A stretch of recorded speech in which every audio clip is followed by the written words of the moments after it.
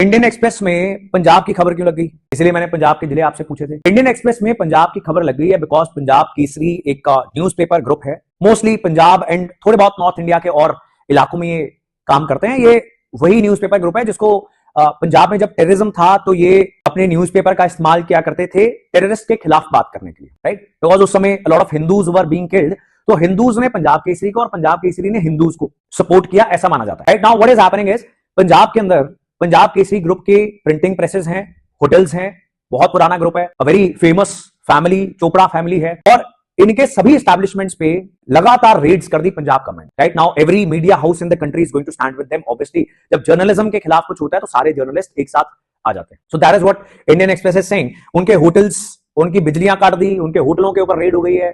तो क्यों? Because Punjab Kesari group ने एक मीडिया रिलीज किया और उसमें बोला कि बिकॉज हमने एक रिपोर्ट छापी थी अरविंद केजरीवाल के खिलाफ और इसलिए अब हमें टारगेट किया जा रहा है। जितनी भी सरकारी एड्स हैं जिससे ज्यादातर न्यूज़पेपर्स चलते हैं, बहुत बड़ा रेवेन्यू का हिस्सा होता है सरकार की एड, तो सरकारी एड वापस ले ली जाती है एज अ पनिशमेंट। वो भी हो गया। इनकी जो न्यूज़पेपर बांटने वाली गाड़ियां होती हैं, पिछले साल नवंबर के अंदर आई गेस वो गाड़ियां रोक दी गई थी हथियार की चेकिंग के लिए, हथियार या नशा तस्करी। तो मतलब अजीब चीजें हैं। तो न्यूज़पेपर ग्रुप एक को जब परसिक्यूट किया जाएगा, तंग किया जाएगा, तो सारे मीडिया को एक मैसेज है कि बंदे बन जाओ, नहीं तो अखबारें बंद करवा लोगे अपनी, बहुत नुकसान करवाओगे, करोड़ों रुपए का नुकसान हम कर देंगे। नाउ पंजाब केसरी ग्रुप ने ऐसा कहा है कि हमें टारगेट किया जा रहा है। पंजाब गवर्नमेंट सेज कि आप एक पत्रकार हो, इसका मतलब ये नहीं है आप कानून तोड़ोगे, तो हम तो आपके खिलाफ सही कार्रवाई कर रहे हैं कानून के मुताबिक, बिकॉज आपने एक्साइज वायलेशंस किया और बाकी कानूनों का पालन नहीं किया। नाउ इंडियन एक्सप्रेस सेज कि जब Bharatiya Janata party central government जो है वो दिल्ली में अरविंद केजरीवाल, मनीष सिसोदिया, उनके खिलाफ भी यही आर्गुमेंट यूज करती थी कि आपने कानून तोड़ा है, एक्साइज पॉलिसी का इस्तेमाल करके करप्शन की है, तब वहां की भी सरकार ये बोलती थी, तब आम आदमी पार्टी की दिल्ली सरकार बोलती थी हमें टारगेट कर रहे हैं, और सेंट्रल गवर्नमेंट बोलती थी कि नहीं हम तो कानून का पालन करवा रहे हैं। Now same is happening in Punjab. इससे पहले भी हमदर्द ग्रुप एंड ऐसी कुछ कंट्रोवर्सीज पंजाब के अंदर हुई है।